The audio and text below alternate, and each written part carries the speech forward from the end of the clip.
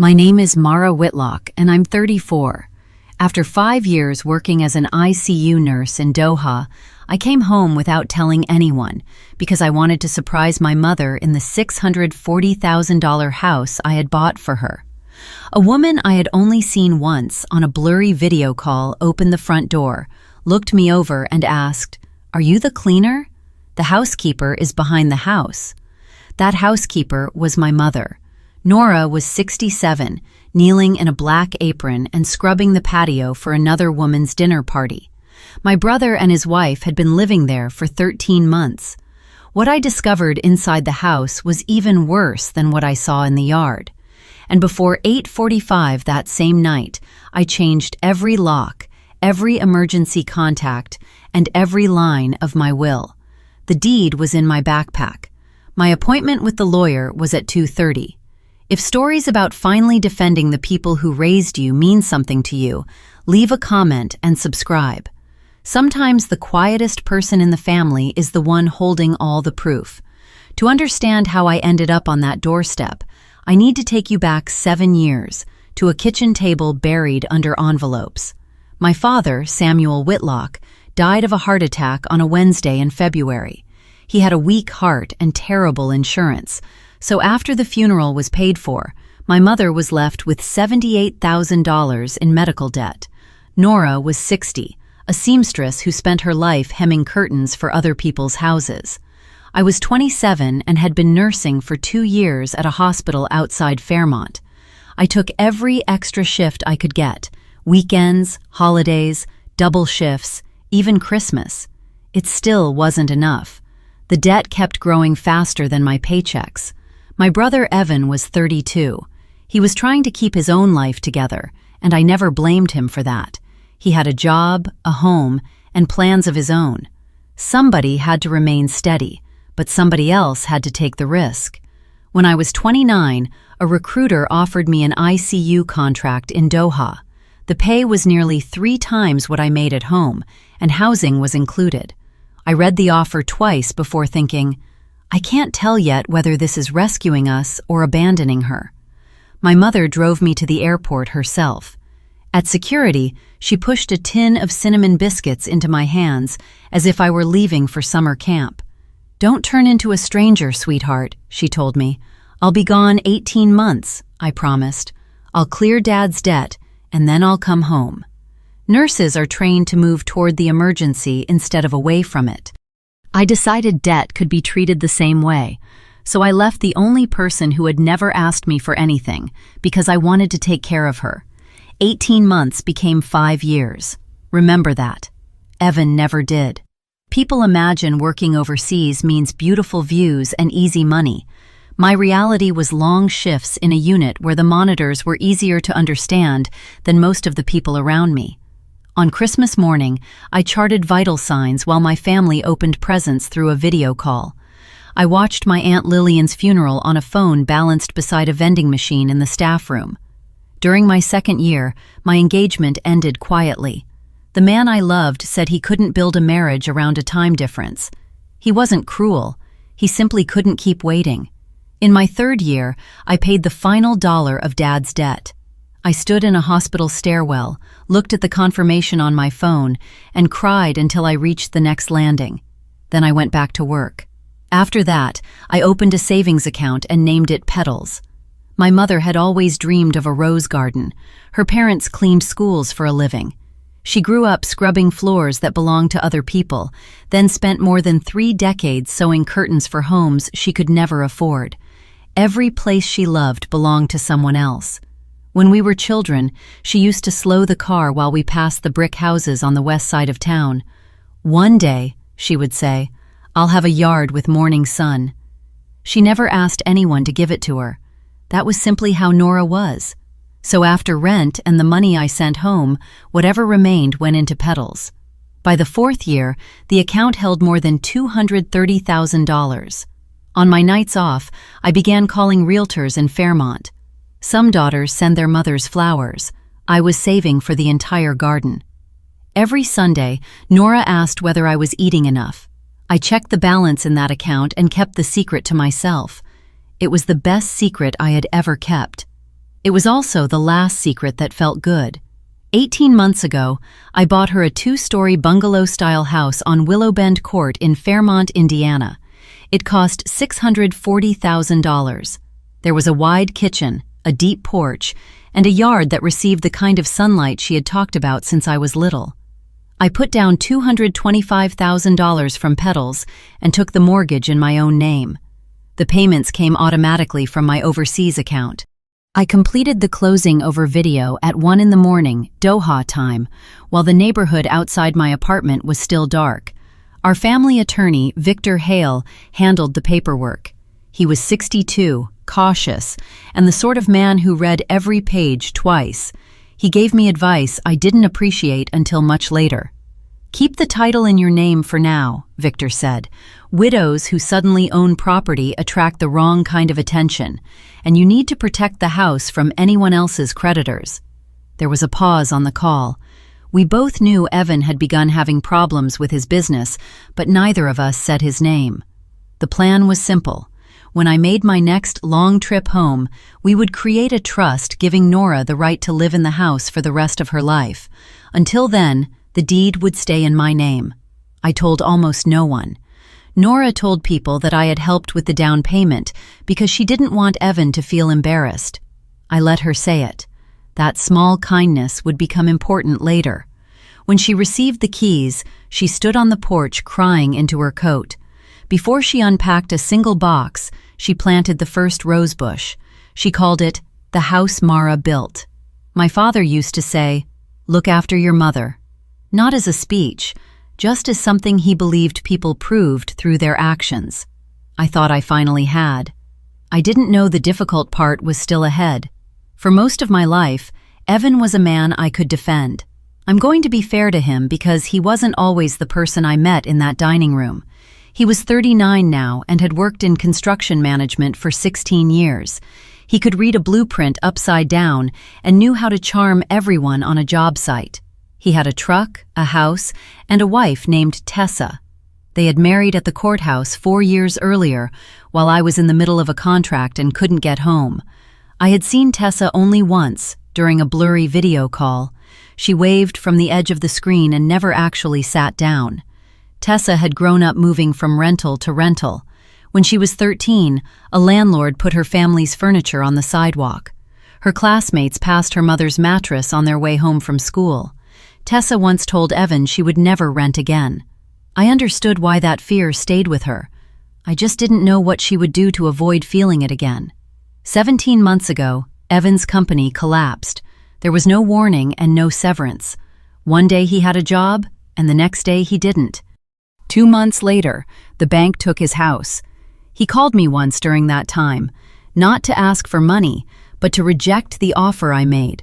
I told him I would lend him whatever he needed.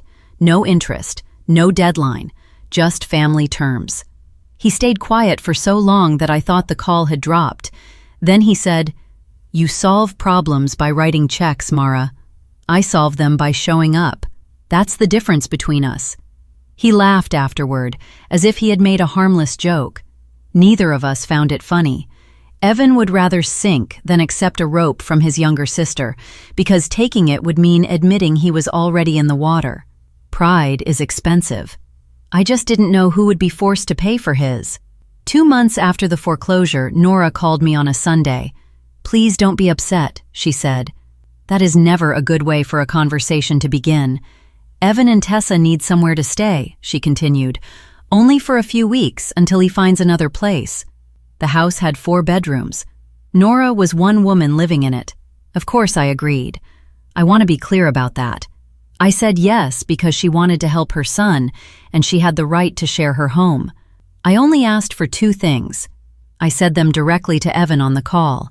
It has to be temporary, and Mom remains in charge of the house. Evan sounded grateful and sincere. "We'll take care of Mom," he promised. "She won't have to worry about us." Tessa called from somewhere off camera, her voice sweet and bright. "We really appreciate this. We do."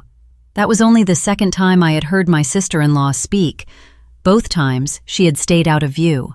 4 months into the arrangement, Nora casually mentioned that Tessa's mother, Patricia, had come for a visit. Her landlord had raised her rent by 1/3, and she needed somewhere to breathe. The visit lasted several days. Then it became 6 weeks. Eventually, nobody talked about how long Patricia had been there. I asked Nora whether she was comfortable having a fourth adult in the house. She paused before answering. "It's all right, sweetheart. There's plenty of room." I replayed that pause more times than I can count. A 4-bedroom house. One widow who believed she owned it, even though the title said otherwise. 3 people who had arrived as temporary guests and no longer thought of themselves that way. The wedding I missed wasn't the costly part. The cost came from all the small permissions that followed. Each one seemed harmless. Together, they became something no one could ignore. 8 months ago, Nora had knee replacement surgery. That operation changed the entire balance of the house. Evan called me himself. His voice was warm and organized. "We're moving Mom downstairs so she won't have to use the stairs," he said. "The doctor wants her on one level." It sounded loving.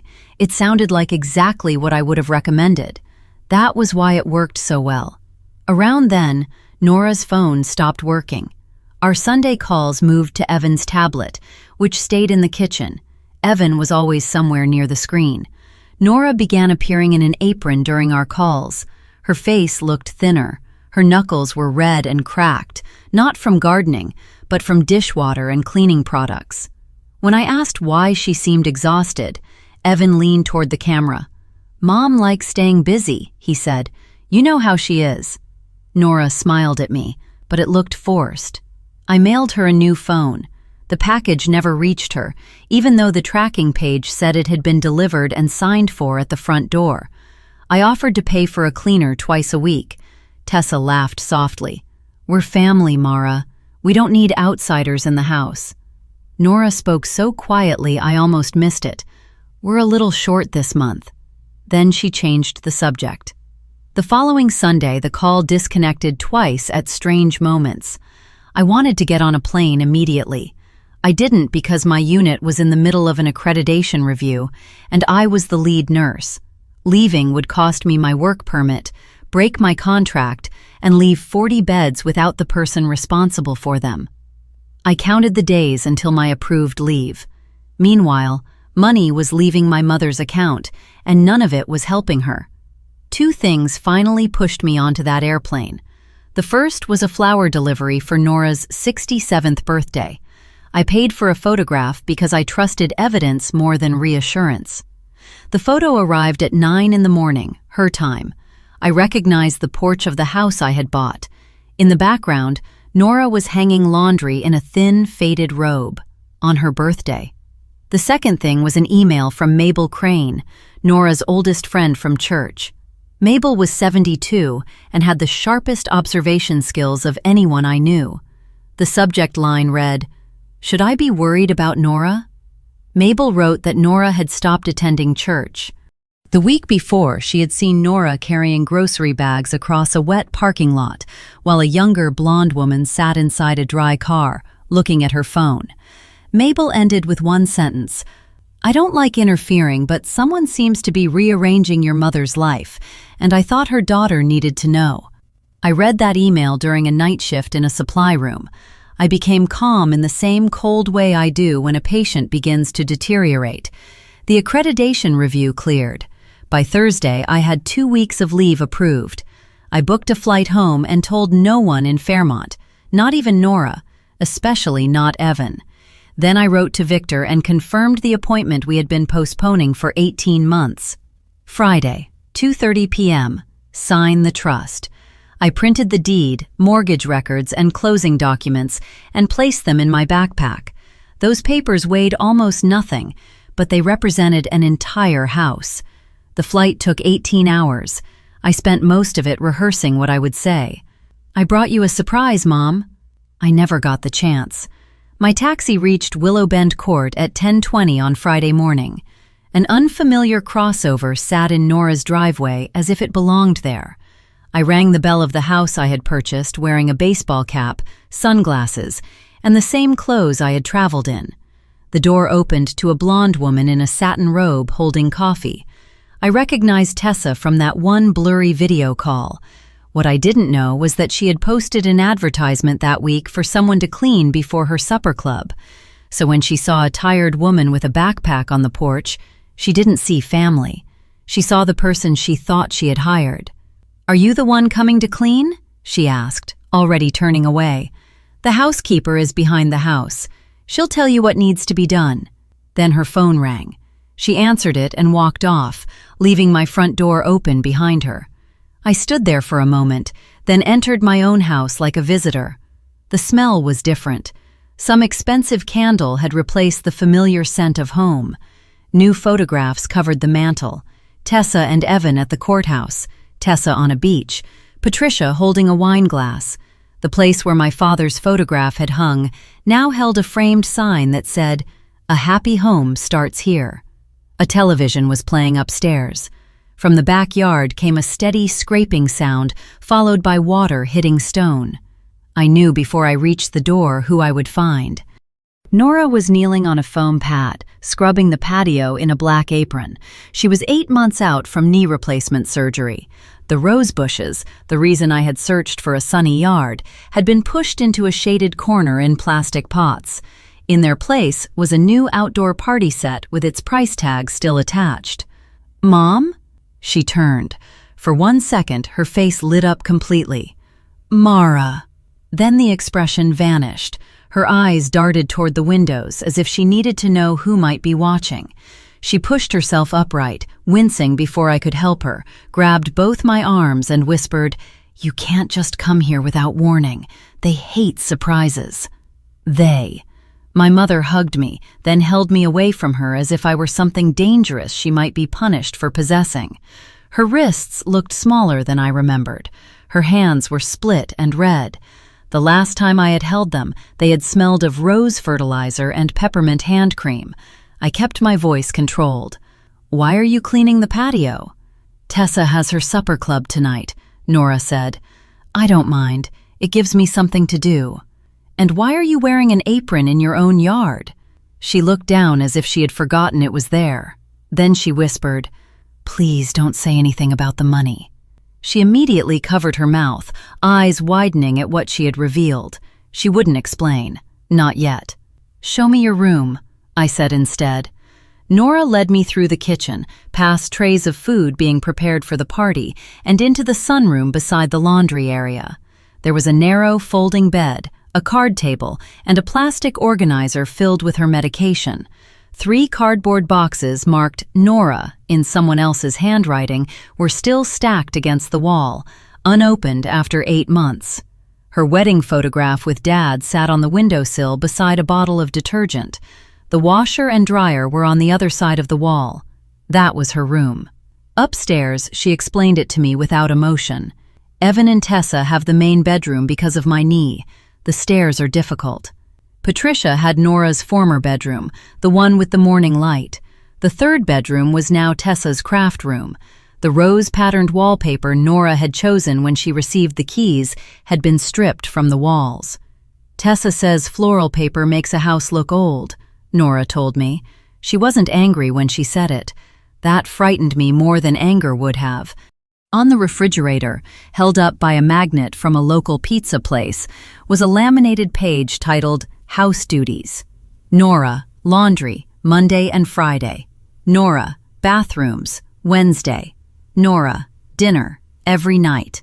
There were checkboxes beside each task. My mother had been given a chore chart in the house I had bought for her. I was still looking at it when the garage door began to open. Nora's fingers closed around my sleeve. "That's Evan," she whispered. "Please try to be kind." My brother came through the garage carrying grocery bags. He froze for half a second, then chose an expression. His welcoming face appeared immediately. "Mara, what are you doing here?" He pulled me into a hug, laughed loudly, and called toward the kitchen. "Tessa, look who showed up!" Tessa stepped into the doorway. I watched her remember the morning, the porch, the cap, the cleaning comment. She recovered quickly. "You should have called first," she said. "I would have prepared the guest room." "What guest room?" The house was already full. From the living room, a voice called out sharply, "Nora, bring me iced tea," and put lemon in it. That was how I met Patricia Lane, 61, occupying my mother's old bedroom and calling for Nora as if she were summoning an employee. My mother moved at once. I rested a hand on her shoulder and took in the entire picture. Patricia examined me the way someone examines a household appliance that has started behaving unexpectedly. I kept my tone polite. "Why is Mom sleeping beside the laundry machines?" Evan placed a hand on my shoulder. "The stairs aren't safe after her surgery. You'd understand that if you had been here." Then he added, "But you weren't here, Mara." He said it gently. That made it worse. Tessa stepped in behind him. "We keep Nora on a simple schedule. Older people do better with routines." I smiled and nodded. Inside, I became quiet. In the ICU, you don't shout at an infection. You document it. So I started documenting everything. Lunch showed me the rest. Tessa placed 4 plates on the table. A 5th meal sat on a tray. "Nora prefers eating in her room," Tessa explained, while Nora stood beside her. I pulled out the chair next to me. "Sit here with me, Mom." The whole table stopped for a few seconds. Patricia's fork remained suspended in the air. Nora sat down with her hands folded in her lap, looking like a student summoned to the principal's office. Tessa's smile tightened. "We have an arrangement here, Mara. Everyone contributes." "Nora understands that." "Contributes?" I repeated. Patricia dabbed her mouth with a napkin. "It's not charity, dear. People our age understand the importance of contributing." Evan spoke over the discomfort, describing his plans for the house. He wanted a fire pit in the yard. The porch needed new decking.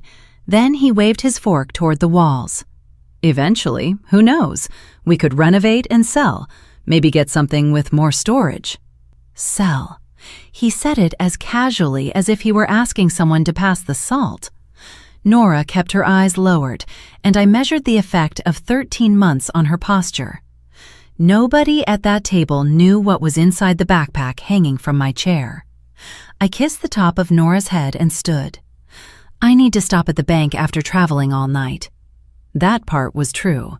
Tessa waved me away. Evan said, "Take my truck. I used the rental today." I took the mail from the kitchen counter with me. Before I tell you what I found in Nora's nightstand, answer this in the comments. If you walked into a house you had paid for and heard your own mother being treated like the cleaner, could you have kept quiet until evening? Keeping quiet was the hardest thing I have ever done. If you're still listening, subscribe. The documents in my backpack were about to matter, and so was the mail I had taken from that counter.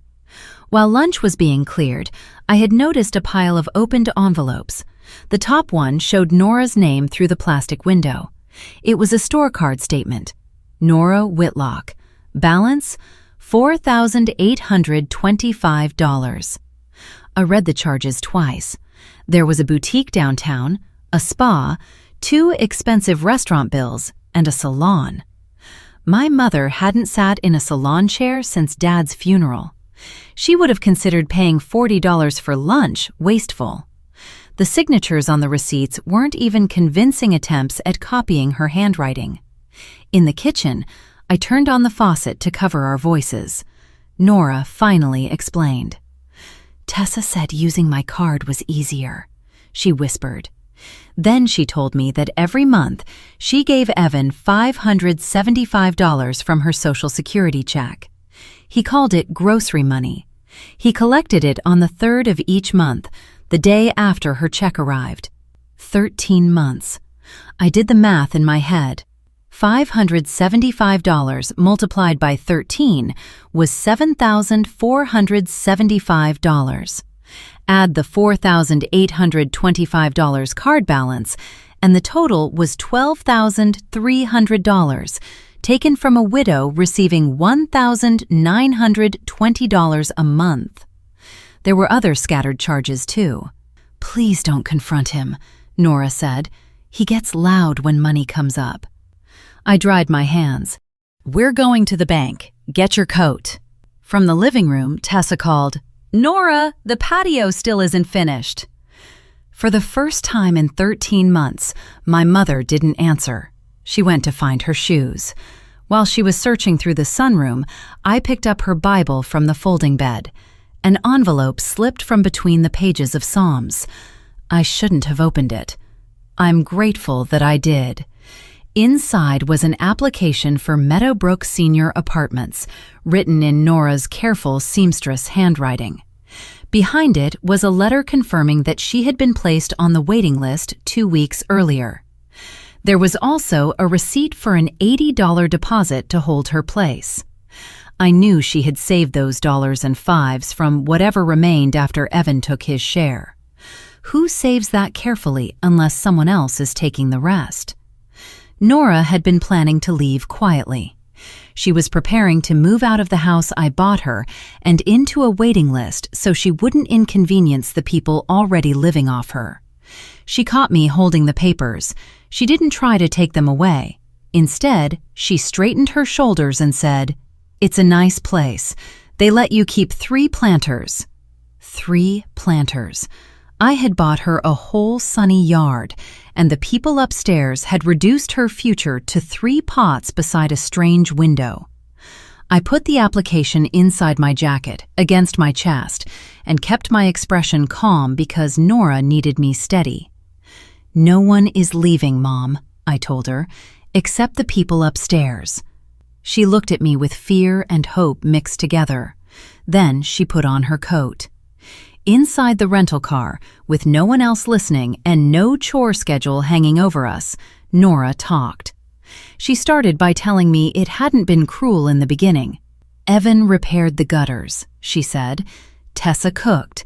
Then I had the knee surgery, and they moved me downstairs because the doctor said so. And your furniture?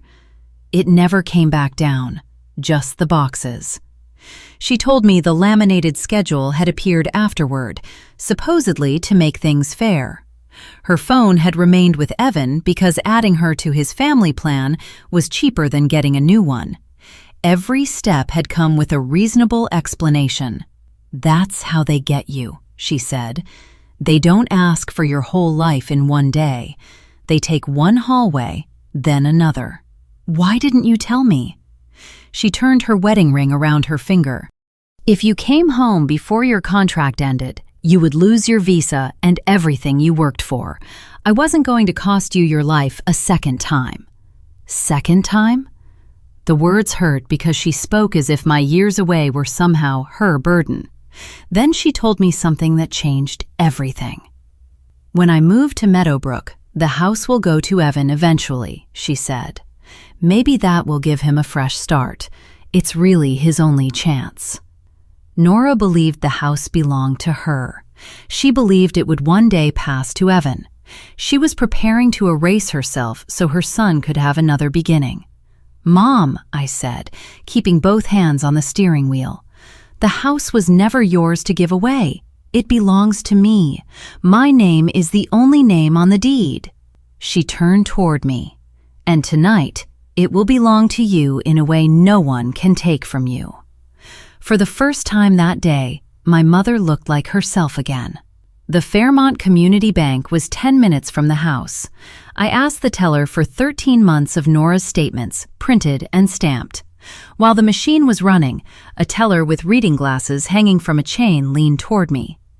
"We flagged activity on this account once," she said quietly. "A man told us the withdrawals were for rent." The man was Evan. After Nora's surgery, she had added him as an authorized user so he could help pay the bills while she recovered. She had tried to remove him earlier in the year, but the bank required both account holders to be present, and Evan had been too busy for every Saturday appointment over the next 10 weeks. The printed statements came out warm. There it was. Nora's Social Security deposit arrived on the 2nd. $575 disappeared on the 3rd. The pattern repeated 13 times. There were also smaller withdrawals and purchases at fuel stations and an outdoor supply store. My mother had been paying for the privilege of scrubbing her own patio. We fixed what we could immediately. Nora opened a new account in her name with me listed for assistance. We created new passwords and redirected her Social Security deposit to the new account beginning the following cycle. The old account was frozen for review. The branch manager attached his card to the dispute paperwork for the store card charges. I never raised my voice. Documents don't need shouting. Nora signed everything in her careful handwriting. With each signature, her back seemed to straighten a little more. As we stood, her phone buzzed on the counter. It was the cheap replacement Evan had finally allowed her to use through his family plan. The text was from Tessa. Dinner begins at 5:45. Guests arrive at 6:15. Wear the black apron. Nora read it in the parking lot. Her thumb hovered over the screen, trained by 13 months of obeying. I gently took the phone and looked at the message again. Tessa had created an audience.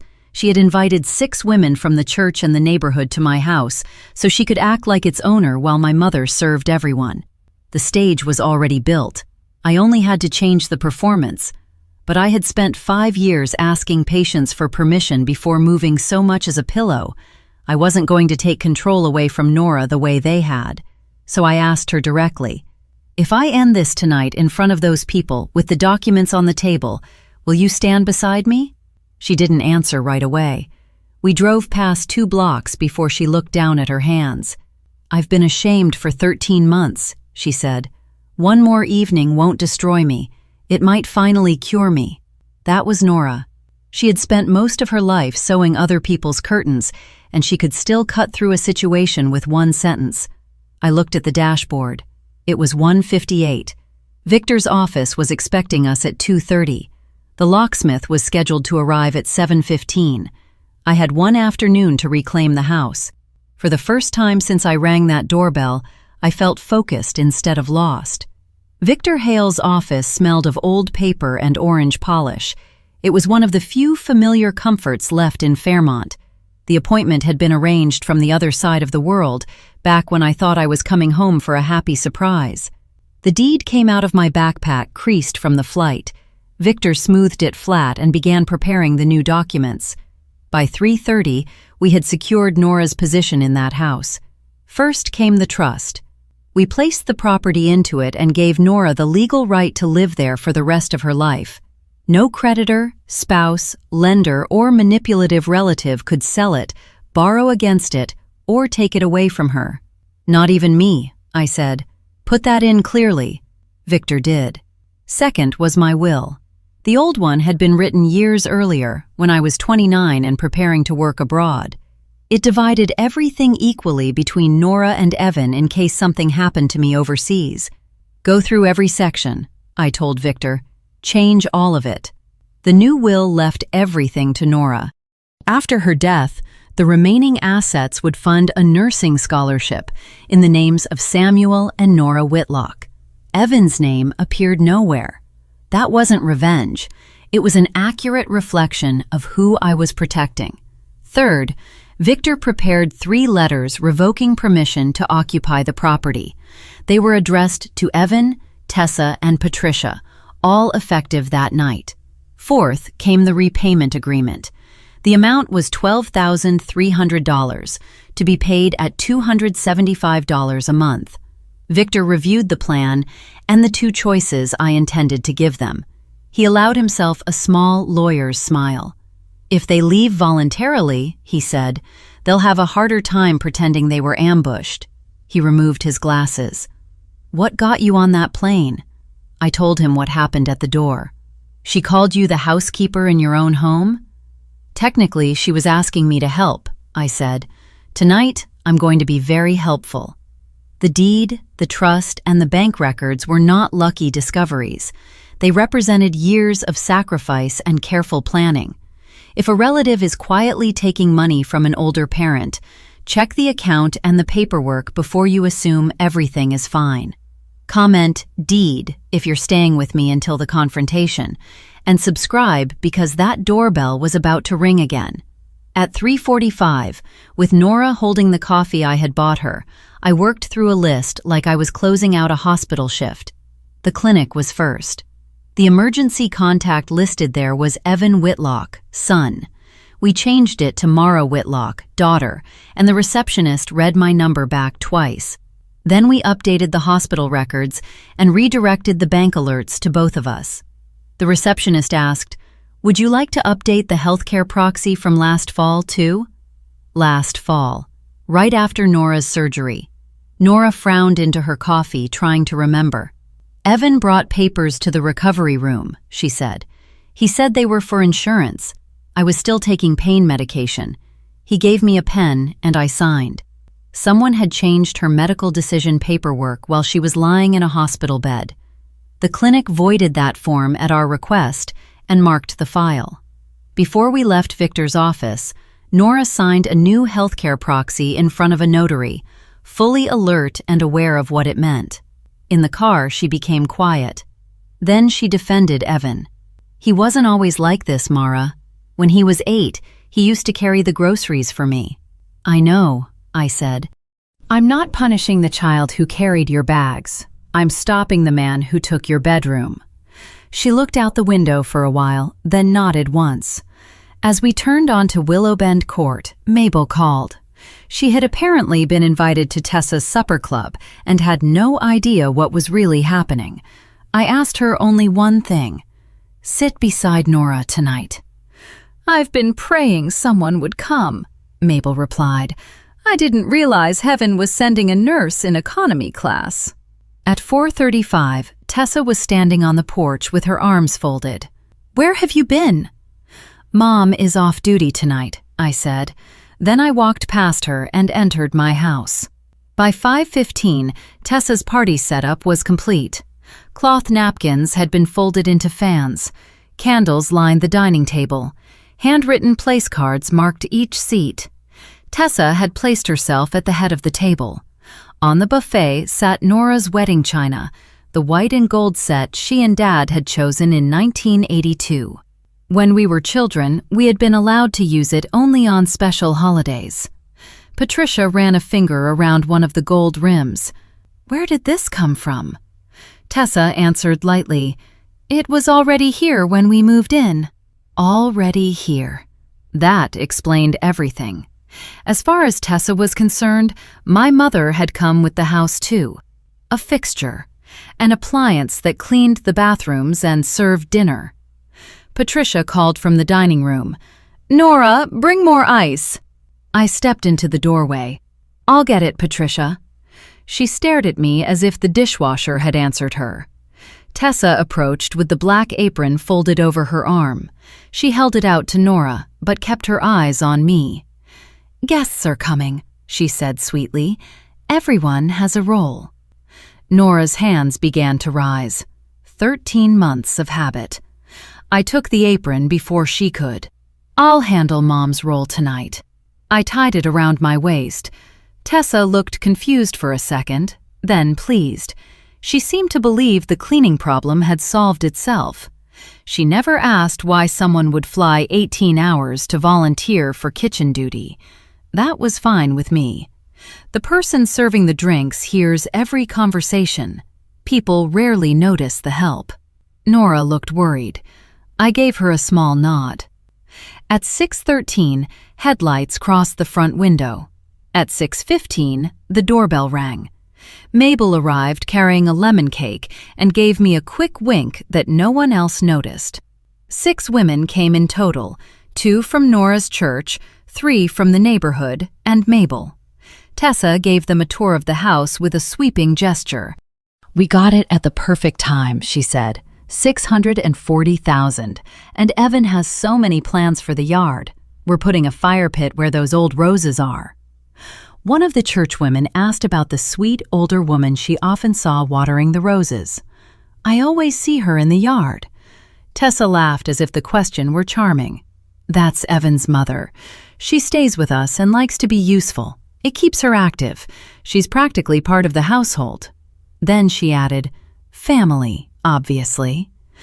2 women gave polite little laughs. Mabel did not. Patricia had already started drinking wine.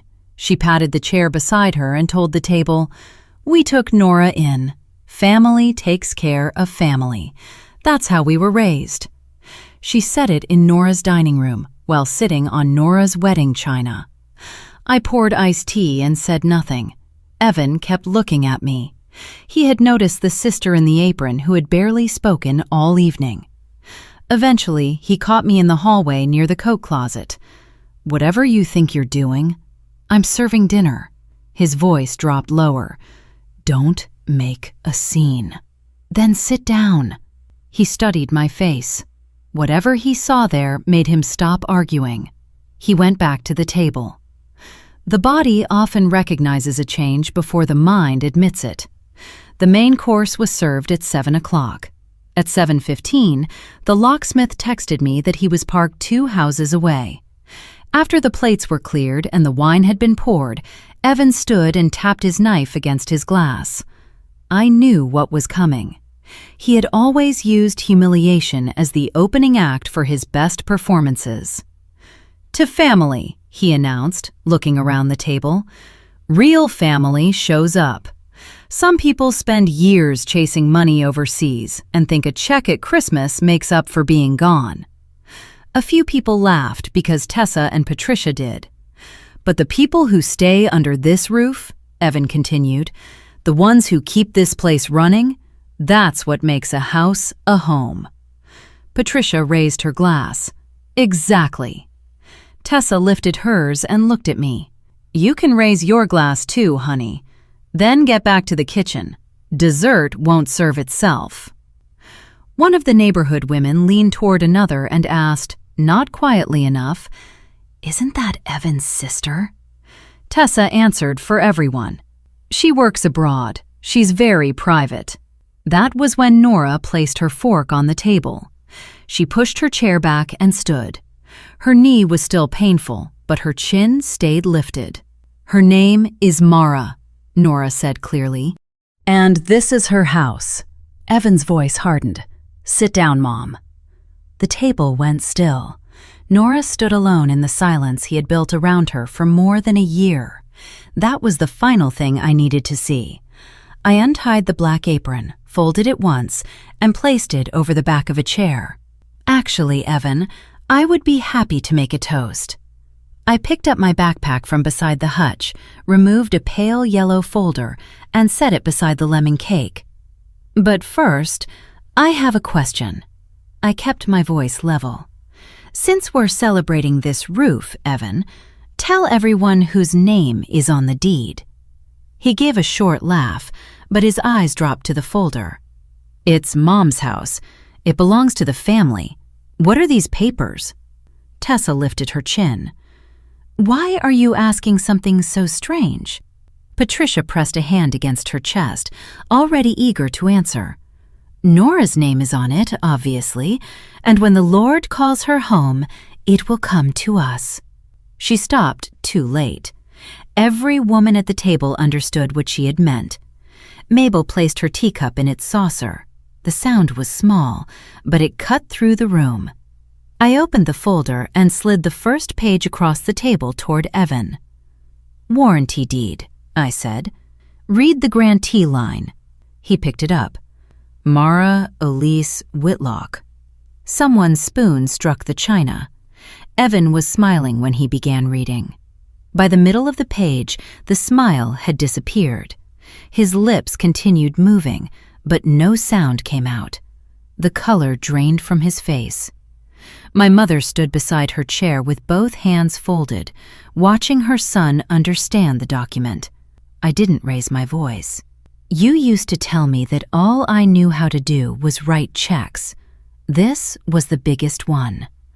I bought the property 18 months ago.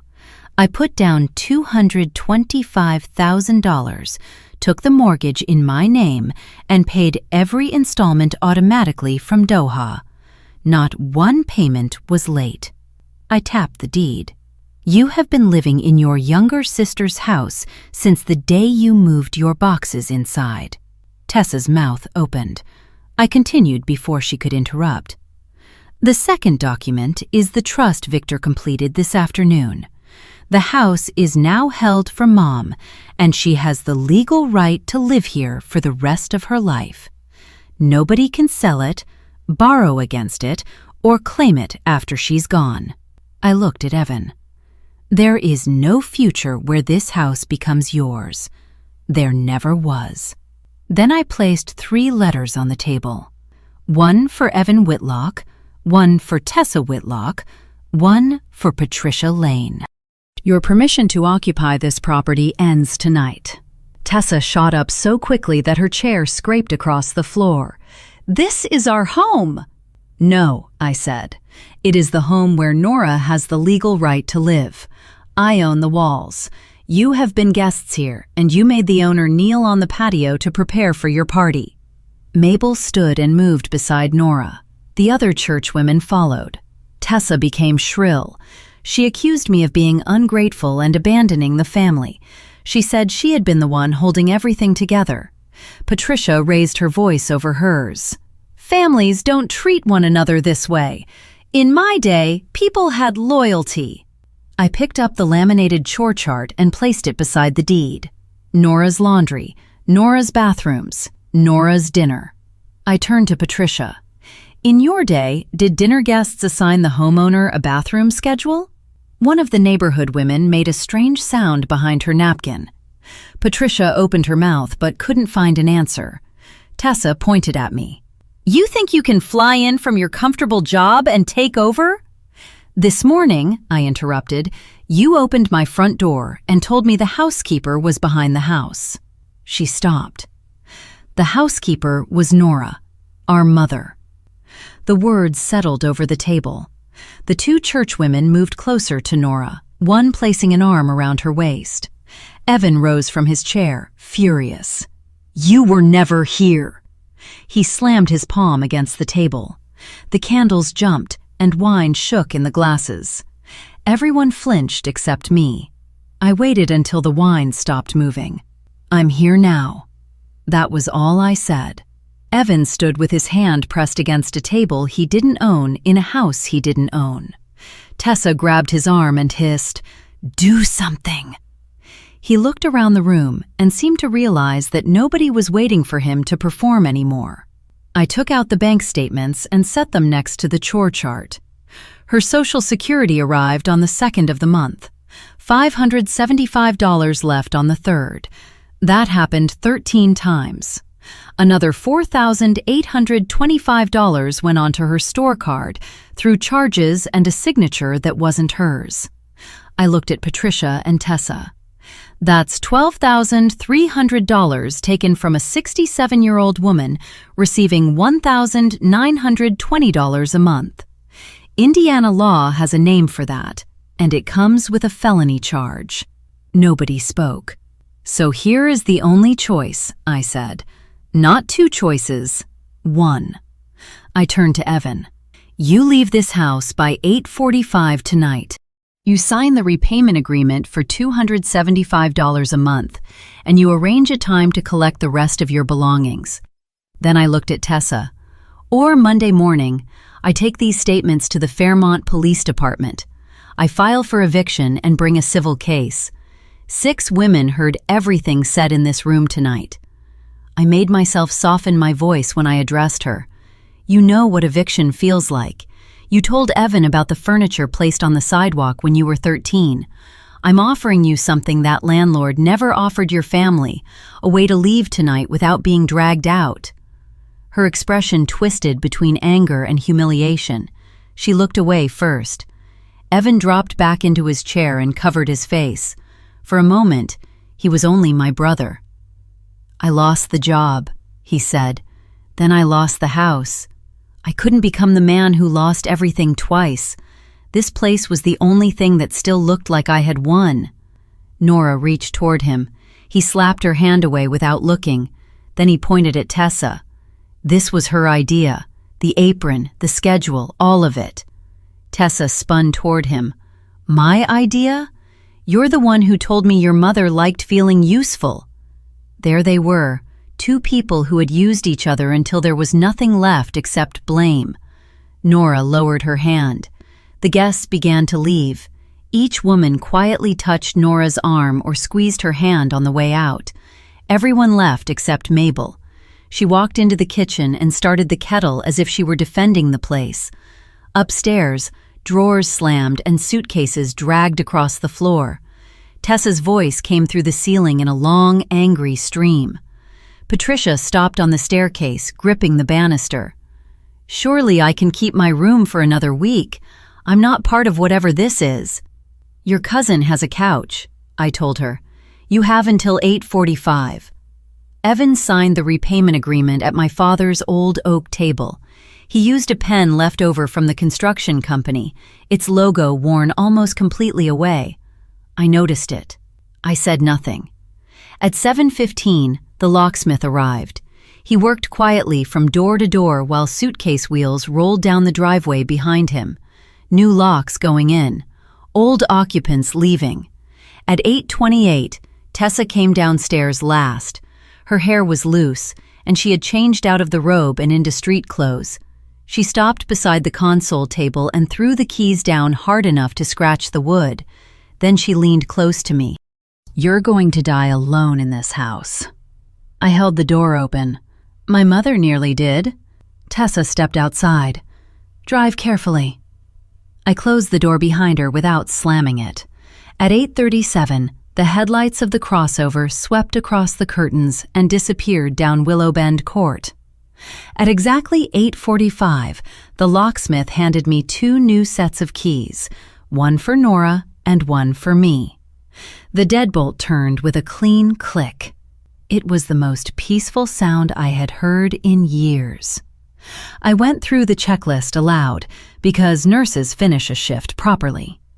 Every lock was changed. The emergency contacts at the clinic, hospital, and bank had been updated that afternoon. Evan's name was gone from every file. The will and trust had been completed. My phone buzzed. It was a message from Victor. Executed. Every provision. Then Mabel and I carried Nora's belongings upstairs, into the bedroom she had been forced to leave 8 months earlier. Her wedding photograph with Dad went on the dresser. Her Bible went on the nightstand, without the envelope hidden inside it. We removed her clothes from the cardboard boxes and put them on hangers. Mabel arranged them by color. "Nora deserves a closet that feels like flowers," she said. Nora stood in the middle of the room and slowly turned, as if checking whether the dream she had been given really had 4 walls.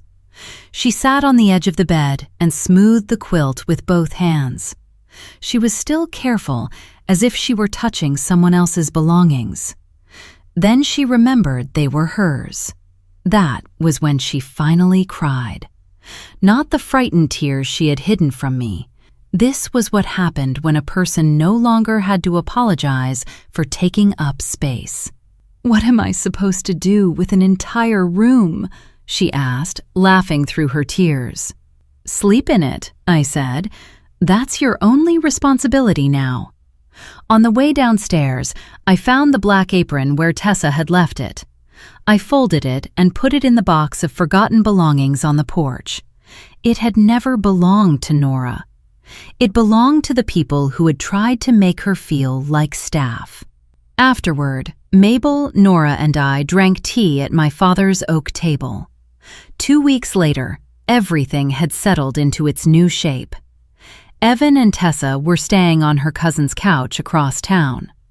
Evan had taken a night position at a distribution warehouse, and the first $275 payment arrived in Nora's new account on the 1st of the month. I didn't need an apology. I needed the automatic payment. Patricia rented a room near her other daughter. I heard that daughter had given her a chore chart, too. Tessa's supper club never happened again. The same women now visit Nora on Sunday afternoons through the front door, usually carrying cake. Mabel sits beside her. Nora returned to church and took her place in the 3rd pew. Her rose bushes came out of the shade and went into the brightest part of the yard, the spot where Evan had planned to build the fire pit. New shoots were already appearing. On my last morning home, I took the Meadowbrook application from my jacket and handed it to Nora. "It's still your decision," I told her. She tore it in half and dropped it into the compost bucket. "Maybe it can help the roses," she said. Before flying back, I signed a new contract with a different schedule, 7 weeks overseas and 3 weeks home. Those 3 weeks belonged to a bedroom upstairs, where Nora planned to put rose-patterned wallpaper back on the walls. Tessa had said flowers made a house look old. Maybe they do. So do widows. I wanted both of them to remain there for a very long time. Evan texted me once near the end of my leave. "Can we talk?" I read it while standing in the yard with the hose in my hand. He was my brother. He had carried Nora's groceries when he was 8. He had also taken $575 from her each month while she slept beside the washing machine. I replied with the only condition I had left. "When the final payment clears, we can talk." He never answered. The roses did. That was enough accounting for 1 year. My father used to tell me to look after my mother. It took 5 years overseas and 1 dinner party at home to understand what he meant. It isn't only about saying you care. It is about putting the right name on the documents, standing in the doorway when you're needed, and keeping your voice steady when the moment finally arrives. That's my story. 1 flight home, 1 folder of papers, and a mother sleeping in the bedroom she deserved all along. If this made you think about checking the name on a deed or the emergency contact listed for an older parent, do it this week. And if someone has mistaken your kindness for weakness, share this with them. Leave a comment, subscribe, and I'll see you in the next story.